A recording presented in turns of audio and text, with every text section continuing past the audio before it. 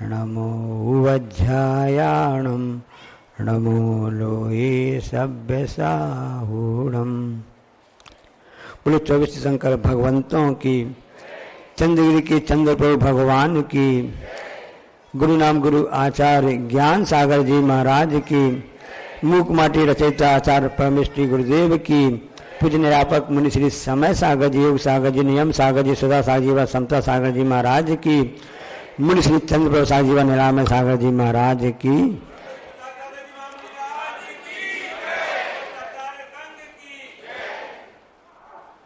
नमा श्री वर्धमानाय निधूत कलिलात्मने, सालोका नाम तिलोका नाम यद विद्या दर्पणायते। विद्या कैसी है? दर्पण के समान है। कौन सी विद्या और कैसा दर्पण, इस पर हम थोड़ापन चर्चा कर लेते हैं। दर्पण के समान है वह विद्या, वह ज्ञान। दर्पण कौन सा? 3 प्रकार के दर्पण होते हैं, बचपन में आपने पढ़ा होगा। एक समतल दर्पण होता है, एक है अवतल दर्पण होता है और एक उत्तल दर्पण होता है।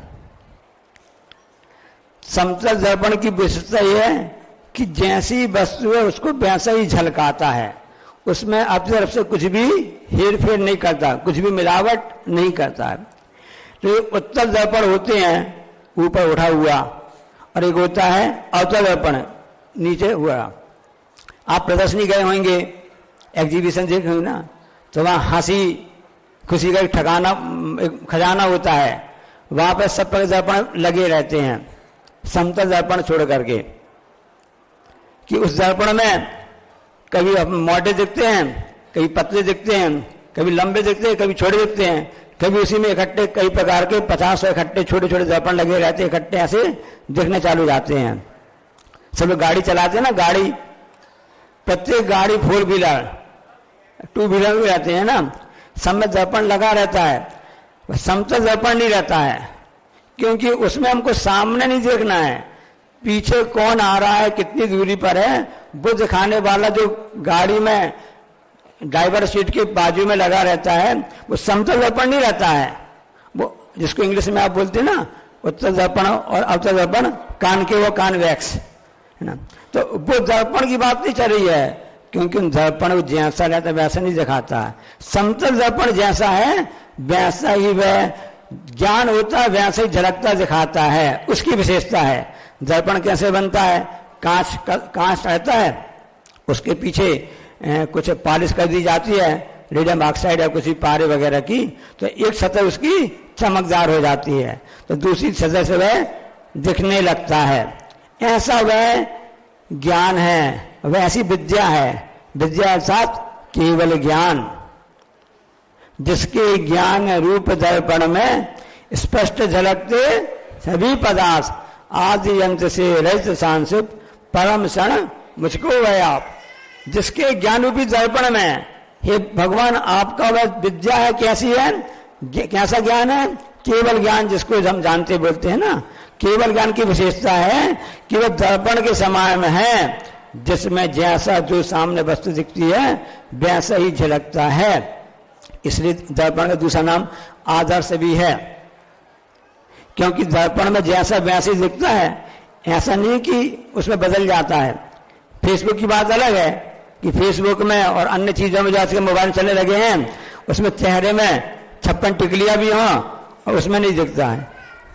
समझ, जिसे चेचक के दाग बोलते हैं ना, चेचक के दाग होते हैं, दर्पण में वैसे ही झलकेगा, कुछ भी अपने मन से फेरबदल उसमें नहीं करता है। इसी प्रकार से प्रभु आपका केवल ज्ञान की विशेषता है, दर्पण के समान है। एक बात आई दर्पण के लिए, पति पत्नी दोनों ने कहा ऐसा करते हैं, आज शादी की सालगिरह है, शादी की सालगिरह है, तो क्या करना चाहिए? ऐसा करते हैं, कुछ नया कार्य करना चाहिए। ठीक है, कैसे, क्या करना पड़ेगा? आपका काम हम करेंगे, हमारा काम आप करना है। तो जो महाशय जी थे वो सर्विस करते थे, तो ठीक है, हम सर्विस के लिए, उन्होंने बोला महिला हम सर्विस के लिए हम आपके ऑफिस चले जाते हैं। अब घर का काम मैं करती थी, तो आज घर का काम आपको करना पड़ेगा। अच्छा बात, ठीक है। इस हिसाब से उस दिन उन्होंने कहा नए ढंग से हम अपना ही मनाएंगे।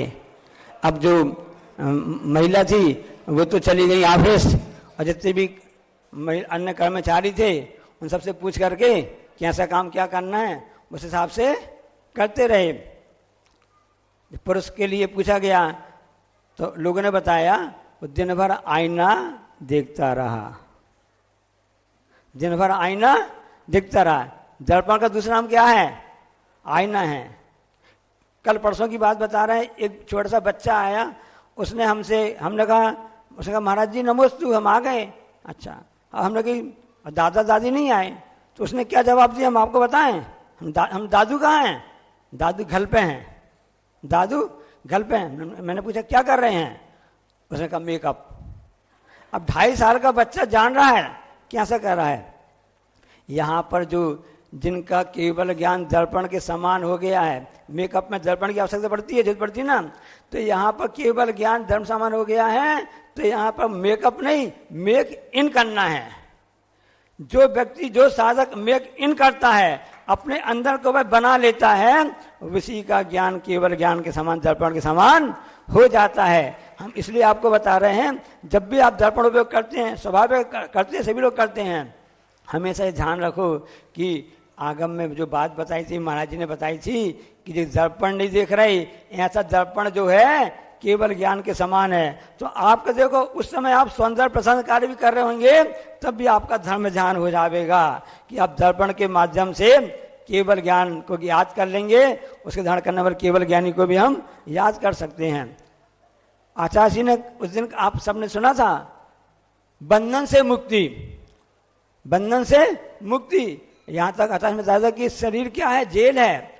हम सब दुनिया को जेल समझते हैं, जो जेल जिसमें कैदी उसे जेल समझते हैं, सब परिग्रह जेल समझते हैं। शरीर भी परिग्रह है, ये भी जेल है। इसलिए बंधन से मुक्ति चाहते हो तो केवल ज्ञान को प्राप्त करना पड़ेगा, आवश्यक है, क्योंकि उसके बिना तो मुक्ति हो ही नहीं सकती है।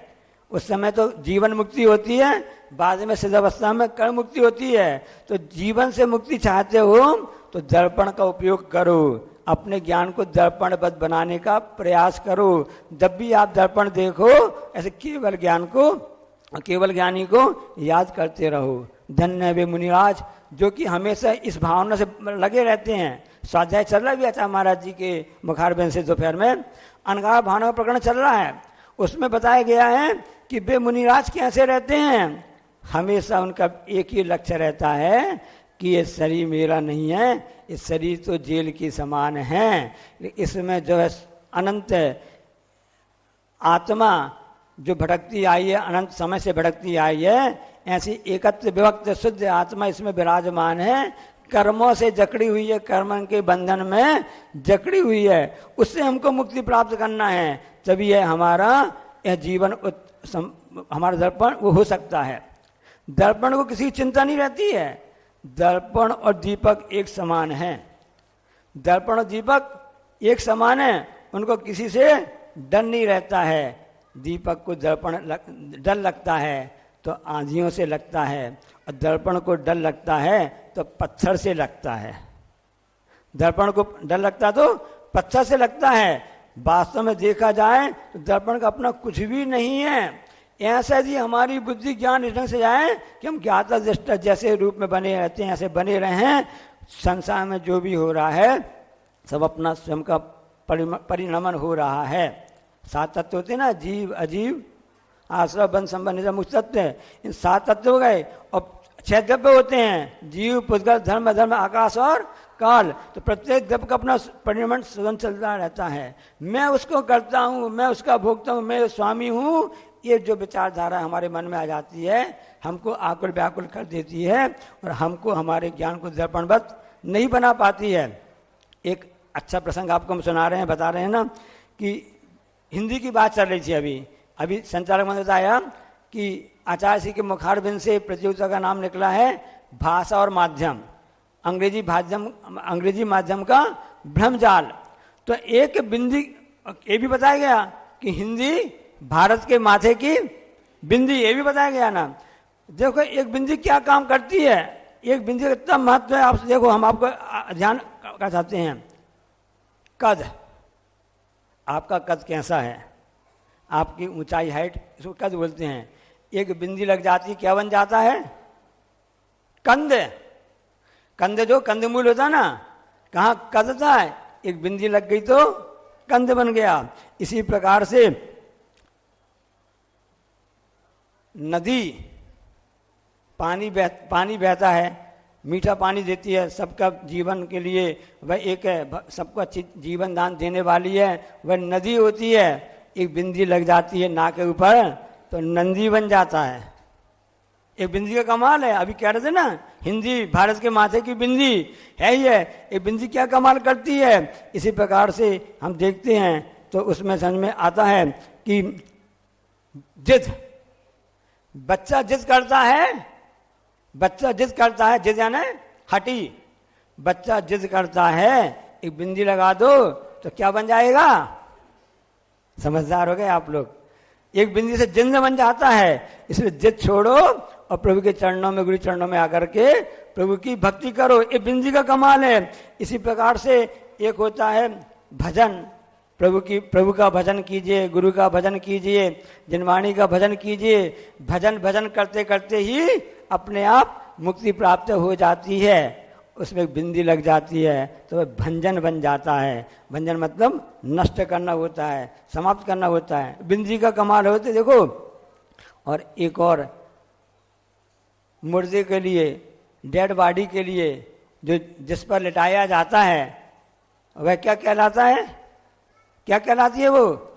चिता। चिता पर लिटाया जाता है, सब जिस पर लिटाया जाता है वह चिता कहलाती है। चिता केवल जो व्यक्ति यहाँ से जा चुका है सिर्फ उसी वस्तु को जलाती है। उसमें एक बिंदी लग जाती है चिता पर, क्या बन जाता है? अच्छा, याद है आप लोग को, है ना? इसलिए चिंता छोड़ो, सुख से जियो, तो चिंता बन जाती है। बिंदी का कमाल है। इसलिए क्या शब्द कैसा होता है इसको समझना, क्योंकि ये हिंदी की विशेषता होती है, अन्य भाषा विशेषता नहीं है, ये मातृभाषा ही विशेषता है। आचार्य महाराज जी कब से इस बात के लिए सबको कहते आ रहे हैं कि हमको अपनी मातृभाषा, जहाँ की जो मातृभाषा है, भारत में अधिकतर तो मातृभाषा हिंदी रूप में है। इसलिए जो आचार्य महाराज जी का कहना है कि हम अंग्रेजी भाषा का विरोध नहीं कर रहे हैं। अंग्रेजी जो माध्यम है, इंग्लिश मीडियम है, उसका क्या परिणाम निकल रहा है कि बहुत से बच्चे उसमें आगे नहीं आ पाते हैं, उसने मतभेद पैदा कर दिए हैं। बहुत से बच्चे इस कारण सुसाइड भी करने लगे हैं, इंग्लिश कारण से है। तो हमारी मातृभाषा तो हिंदी, मराठी, जहाँ की जिस राज्य की होती है, संस्कृत है, और भी जहाँ पर बंगाली है, कन्नड़ है, ऐसा चाहिए। इसलिए इस उद्देश्य से आचार्य महाराज जी ने इस बात के लिए कहा है कि लोग इस पुस्तक को पढ़ें। कैसे पढ़ें? इस प्रतियोगी के माध्यम से पढ़ें। और इस भाषा और माध्यम जो शब्द जो आपको नाम दिया है, ये परम पूज्य आचार्य महाराज जी के मुखार बिंद से दिया गया है। इसलिए समझ लो कि बिंदी का अपना क्या महत्व होता है। ये हिंदी की विशेषता होती है। इंग्लिश में तो क्या आता है, अन्य भाषा में क्या आता है? पैर के लिए क्या बोल देते हैं? लेग। क्या बोलते हैं? लेग या फीट बोल देते हैं। लेकिन हिंदी में हिंदी भाषा में कितने सबके अलग अलग उसके लिए शब्द दिए गए हैं। उन्हीं पैरों को जब छूते हैं तो उसके लिए पैर नहीं बोलते, चरण बोलते हैं। समझना, चरण छू लो, चरण नहीं आचरण छुओ। जब पैर छुए तो उसके लिए अपन ने क्या बोल दिया? चरण छूने बोल दिया ना। और जब कहीं अड़ा देते हैं पैर को तो पैर अड़ा दिए नहीं बोलते हैं। ऐसा वैभवशाली उसका हिंदी का भंडार है, शब्द है। तब कहीं अड़ा देते हैं तो पैर नहीं बोलते, उसको बोलते टांग। जब उसने बीच में टांग अड़ा दी। इसी प्रकार से जब किसी महापुरुष के हमको वो चिन्ह मिलते हैं, बोलते हैं, तो उसको चरण चिन्ह बोलते हैं, पैर नहीं बोलते। चरण चिन्ह मिल गए हैं, अब मुझे क्या है, किसकी जरूरत नहीं है? राशन की जरूरत नहीं है, हमें उनके निशान मिल गए। कौन से निशान मिल गए हैं? चरण चिन्ह मिल गए हैं, उनके हमको भी पद मिल गए हैं। और यदि वह पैर पर जब हम खुद की कुल्हाड़ी लग जाती है ना, तो पाँव में कुल्हाड़ी लग गई नहीं बोला जाता है। अपने पैर में खुद क्यों कुल्हाड़ी मारते हो, अर्थात अपना अहित क्यों कर रहे हो? पैर में लगती है जब कुल्हाड़ी, जब लगती है टांग में या चरण में, उसको पैर बोलते हैं कि अपने पैर में कुल्हाड़ी क्यों मारे हो, क्यों कर रहे हो। और जब किसी अच्छे कार्य के लिए हम अपने पैर बढ़ा देते हैं, आगे बढ़ते हैं, तो हम क्या कहते हैं, बहुत अच्छी बात है, आपने अपना कदम बढ़ा दिया। वहां तो एक ही शब्द है, leg leg leg leg leg. यहां पर तो हर चीज के लिए अलग अलग शब्द हैं। और वही जब कोई बीमारी पड़ जाती है, कोई अचानक घटना देखने में आ जाती है, घबरा जाते हैं, तो क्या कहने लगते भैया, हमारे तो पांव फूलने लगे। फूलने, पैर फूलने बोला जाता है, उसे क्या शब्द बोला जाता है, पांव फूलने लगे। ऐसे हिंदी की विशेषता होती है। तो मैं ये बता रहा था कि वे मुनिराज केवल ज्ञानी, जो केवल ज्ञानी जिनको ज्ञान प्राप्त हो गया है, जिनका ज्ञान दर्पण के समान है, और जिनके उस चिंतन में हमेशा मुनिराज लगे रहते हैं। मुनिराज ध्यान में बैठे हुए थे। एक कथानक बता दे रहे हैं आपके लिए, पद्म पुराण का बता रहे हैं, बहुत ही अच्छा कथानक है। और उन महाराज का नाम प्रीतिवर्धन था। क्या नाम था, प्रीतिवर्धन महाराज साहब। अब वहां पर शिकार खेलने कोई व्यक्ति आया, वहां का जो राजा था ना, शिकार खेलने के लिए, राजा का नाम भी हम आपको बता देंगे। उसने देखा ये कौन बैठा है, उन्होंने बोला आप क्या करते हो। तो उन्होंने कहा भैया मैं तो अपने आत्म कल्याण करता हूं। कैसे किया जाता है, को हम की गुणा कत्ता किम प्राप्या किन निमित्त का इत्तुहम प्रत्वम नोचेत दन्न स्थाने मतिर भवेत। मैं कौन हूं, कहां से आया हूं, मेरा कर्तव्य क्या है, मुझे क्या प्राप्त करना है। हम ऐसे चिंतन नहीं करेंगे तो हमारी बुद्धि अन्य जगह चली जाएगी। इसलिए उसका चिंतन करने के लिए हम यहाँ पर बैठते चिंतन करते हैं। हमें आत्मा कल्याण करना है, अनादिकाल से भटक रहा है। कल्याण कैसे होता है, अब देखो वो शिकारी था, उस देश का राजा था, जिसका नाम राजा वज्रकर्ण था।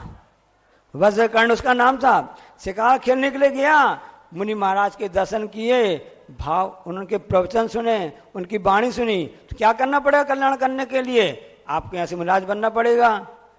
हम तो ऐसा बन नहीं सकते, मैं तो राजा हूँ, क्या करूँगा। भाई जीव दया पालन करो, शिकार करना अच्छी बात नहीं है, क्योंकि सप्तवसन में शिकार भी होता ना अन्य जीवों के लिए, उसमें प्राणी घात होता है, उसका पाप पड़ता है, नरक जाना पड़ता है, इसलिए मनुष्य जन्म मिला है, इसका उपयोग करो। इतनी सी बात उस शिकारी राजा को लग गई।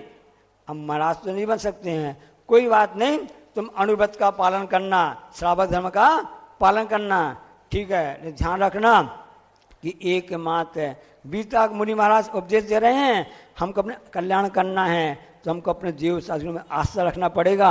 ऐसे 20 लाख भगवान पर आस्था रखना पड़ेगा, जिनका कि ज्ञान दर्पण के समान है।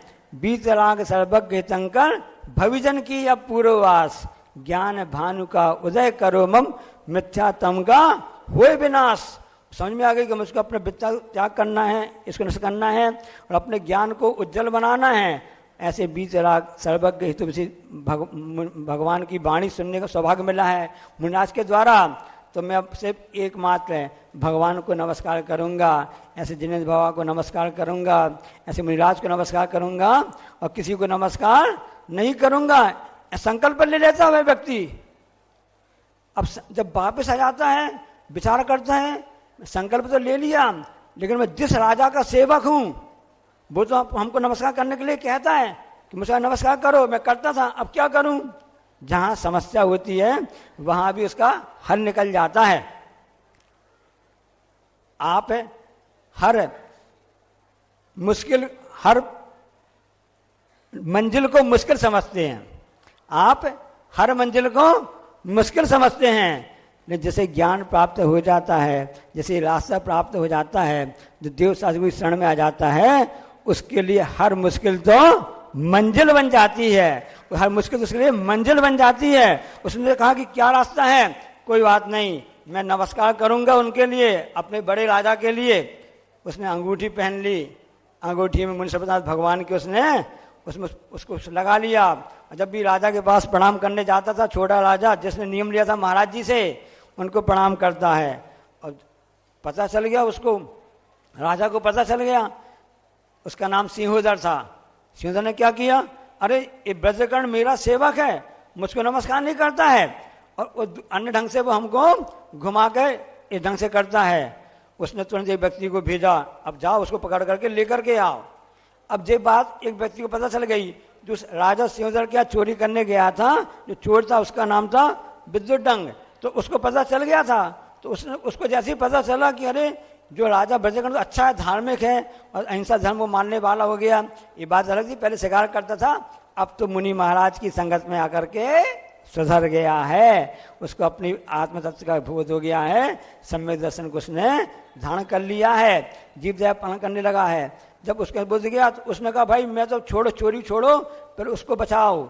उसने जाके बोला उस राजा ब्रजकर्ण से कि भैया ऐसी ऐसी बात है और तुमको मारने के लिए पकड़े हुए व्यक्ति आ रहा है। तो व्यक्ति, उस राजा ने कहा कि कुछ भी हो जाए मैं नमस्कार नहीं करूंगा, और अपनी थोड़ी बहुत सामग्री को लेकर के, रानी को लेकर के इस दूर किला में जाकर के चला गया। अब राजा सिंहदर आया और यहाँ पर उसने पूरे उस नगर को उजाड़ दिया। देखो धर्म की कैसे रक्षा होती है, मैं आपको बताना चाहता हूँ। अब यहाँ पर राजा कर्ण तो अपने हिसाब से एक प्रकार से उस किले के अंदर रहता था, भगवान का नाम लेता था, और यहाँ पर राजा सिंहदर गुस्सा होता रहता था कि इसने मेरी बात नहीं मानी है, मेरी आज्ञा नहीं मानी है। उसी समय राम लक्ष्मण का वहाँ से वनवास समय वहाँ से निकलना हुआ, पूरा उजड़ा हुआ दिख रहा था शहर।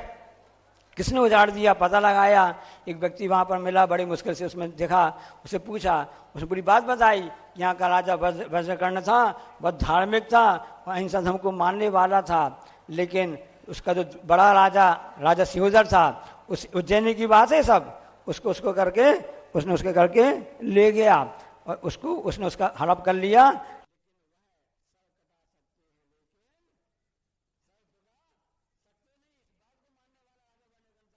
की रक्षा करना चाहिए, क्योंकि यदि साधर्म की रक्षा नहीं करेंगे, क्योंकि साधर्मी कैसे बना, धर्म का आधार बना, धर्म किस में रहेगा, उस साधर्मी के आधार में रहेगा, ना धर्म धार्मिक के बिना रक्षा करनी चाहिए।